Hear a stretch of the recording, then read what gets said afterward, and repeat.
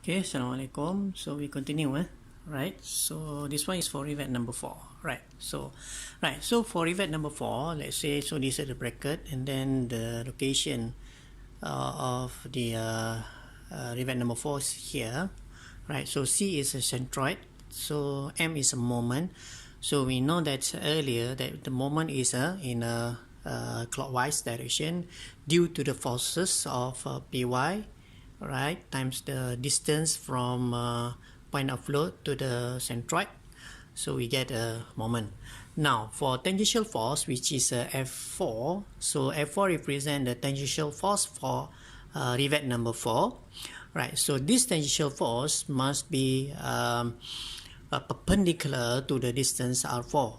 So the distance R4 is actually represent the distance from rivet number 4 to the centroid, right? So this value of force F4 will create a counterclockwise of moment, right?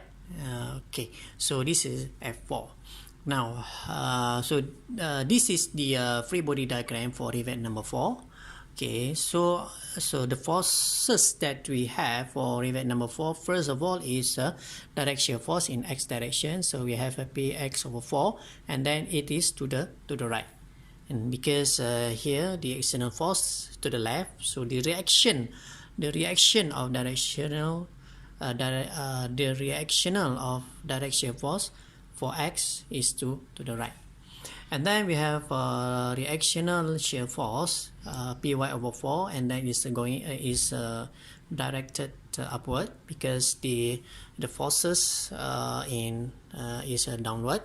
So we have upward direction of reactional shear force in y. Right. So for F4 is tangential force for rivet number 4 is the direction is like this, as we refer from these figures, right? So it's direction like this, right? So right now we need to determine the angle, right? So it depends on you. Okay, so in my case I just want to create my own angle. So what I did was, so I know that the alpha, because the alpha here is with 100, and then in y, and then 25 in x. I actually get this triangle from this figure. All right, so we know that if we draw the triangles here, and then we know the direction, the distance in y between rivet 4 to the centroid is 100, and then in x is 25 millimeter, 100 millimeter and 25. So I just present here, so we get the value of alpha. So tan alpha equal to 25 over 100, and then we inverse the tangent, and then we get the angle of alpha, and then the theta is 90 minus alpha, so we get the theta.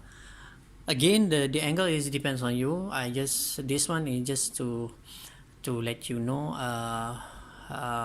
the simplest way, and right, I hope you will understand, because many students are having difficulty and to get this angle correct.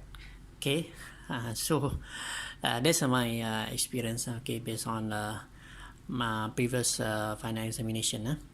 Alright, so after we have determined all these angles, and then we do summation of forces in x and y, right? So summation of force in x equal to px over plus f4 sine theta, because here px over 4 is to the right, and then if we resolve force f4 to the right, we get f4 sine theta, right? So we get a right direction of the forces, right? So that's why we have a px over 4 plus f4 sine theta, and then you will get the answer.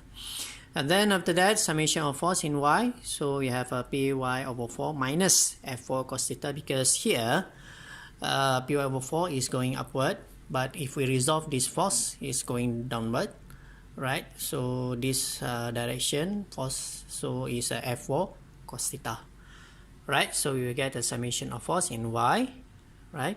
And then after that we determine the resultant of the shear force. So for rivet number 4, all right, B4 square root summation of force in X squared plus summation of force Y squared, and then we will get the resultant of the